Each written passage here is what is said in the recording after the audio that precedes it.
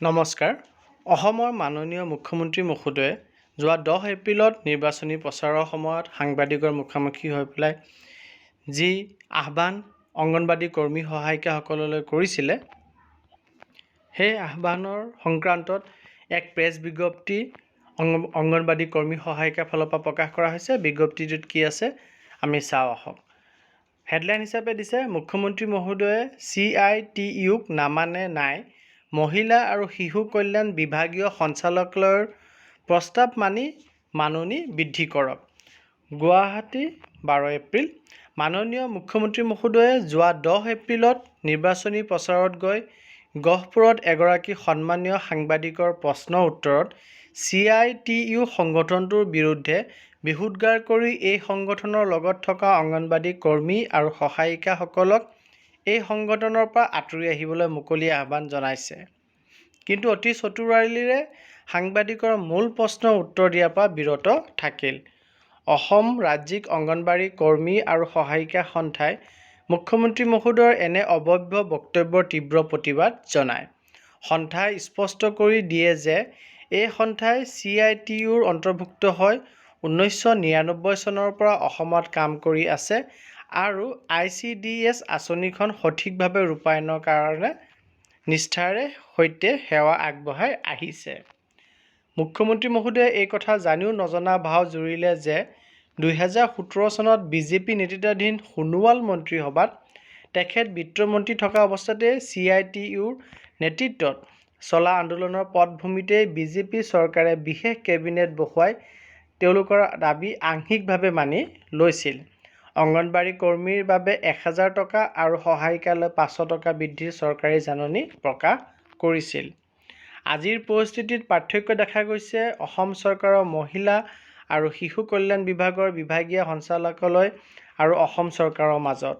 CITU নেতৃত্বাধীন অসম ৰাজ্যিক অংগনবাদী কৰ্মী আৰু সহায়িকা সন্থাই মাত্ৰ দাবী কৰি আছে সঞ্চালকালয়ৰ প্ৰস্তাৱ চৰকাৰে যাতে মানি লওক। এই দাবীতে অসম ৰাজ্যিক অংগনবাদী কৰ্মী আৰু সহায়িকা সন্থাই বাধ্য হৈ 15 ফেব্ৰুৱাৰী 2024 পৰা অসহযোগ আন্দোলন চলাই আছে। 26 ফেব্ৰুৱাৰী 2024 পৰা নিৰ্বাচন ঘোষণাৰ দিনলৈকে সচল ধৰ্ণাস্থলীত দিনে নিশাই ধৰ্ণা কাৰ্যসূচী পালন কৰি আছিল। 3 মাৰ্চ 2024 বিত্তমন্ত্ৰী মাননীয়া অজন্তা নেওগৰ আমন্ত্ৰণক্ৰমে আলোচনাটো বহিছিল। তেনেস্থলত মুখ্যমন্ত্ৰী মহোদয়ে অংগনবাদী কৰ্মী আৰু সহায়িকাৰ সংগঠনটো CITUৰ অন্তৰ্ভুক্ত বুলি নাজানো কোৱাটো অতি দুৰ্ভাগ্যজনক। বিভাগীয় সঞ্চালকালয়ৰ প্ৰস্তাৱক বিভাগীয় মন্ত্ৰণালয়ে অনুমোদন জনাব লাগে। ইয়াত কাৰোবাৰ লগত আকৌ আলোচনা কৰাৰ অৱকাশেই নাই। তেনেস্থলত CITUৰ বিৰুদ্ধে বিৰোধগাৰ কৰি CITUক বাদ দিলেহে আলোচনা কৰিম ইত্যাদি কথাৰ অৱতাৰণা কৰাৰ অৰ্থ হ'ল সামান্য মাননি ধন বৃদ্ধি কৰি দিয়াৰ ক্ষেত্ৰত ৰাজনৈতিক সদিচ্ছাৰ অভাৱ আৰু কাম কৰা মানুহৰ প্ৰতি মুখ্যমন্ত্ৰী মহোদয়ৰ চূড়ান্ত অৱজ্ঞাৰ বহিঃপ্ৰকাশ। মুখ্যমন্ত্ৰীৰ এগৰাকীৰ এনেধৰণৰ বক্তব্য গণতান্ত্ৰিক মনোভাৱৰ পৰিচায়ক নহয়। কামৰ বিনিময়ত উপযুক্ত পাৰিশ্ৰমিক বিচৰাটো সাংবিধানিক অধিকাৰ। অসম ৰাজ্যিক কৰ্মী আৰু সহায়িকা সন্থাই এই অধিকাৰ আদায় কৰাৰ বাবে ধাৰাবাহিক সংগ্ৰাম চলাই আহিছে আৰু ভৱিষ্যতেও চলাই যাব। এই সুযোগতে অসমৰ ৰাইজক জনাই থব বিচাৰিছোঁ যে অসমত বাহিৰে দেশৰ বাকী সকলো ৰাজ্যত কৰ্মী সহায়িকাসকলৰ মাহিলী মাননি 10,000ৰ ওপৰত। সেয়া সম্ভৱ হৈছে সংশ্লিষ্ট ৰাজ্যসমূহত থকা CITU সহ কেন্দ্ৰীয় ট্ৰেড ইউনিয়নসমূহৰ গণতান্ত্ৰিক আন্দোলনৰ ফলত।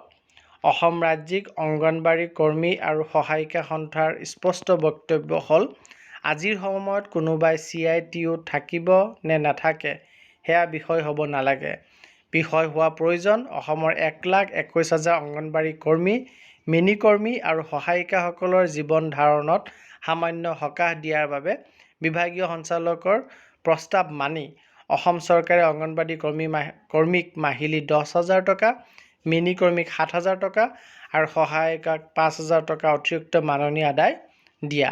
আশা কৰোঁ দলীয় ৰাজনীতিৰ ঊৰ্ধ্বত থাকি আমাৰ ৰাজ্যখনৰ সন্মানীয় মুখ্যমন্ত্ৰী হিচাপে কৰ্মী, মিনিকৰ্মী আৰু সহায়িকাসকলক শ্ৰমৰ মৰ্যাদা আদায় দিব। ধন্যবাদ সহ জয়মতী দাস সভাপতি, ইন্দিৰা নেৱাৰ সম্পাদক। এই প্ৰেছ বিজ্ঞপ্তিটো ইতিমধ্যে প্ৰেৰণ কৰিছে অংগনবাদী কৰ্মী সহায়িকা সন্থাৰ ফালৰ পৰা নিউজ পেপাৰবিলাকলৈ আৰু এই বিজ্ঞপ্তিটি প্ৰকাশ পাব গৈ আছে। গতিকে এই কথাখিনি আপোনালোকক জনাবলগীয়া আছিলে। ইনফৰমেশ্যনখিনি ইম্পৰ্টেণ্ট বুলি ভাবিলে কাইণ্ডলি শ্বেয়াৰ কৰিব আৰু চেনেলটি যদি এতিয়াও ছাবস্ক্ৰাইব কৰা নাই কাইণ্ডলি ছাবস্ক্ৰাইব কৰিব। ধন্যবাদ।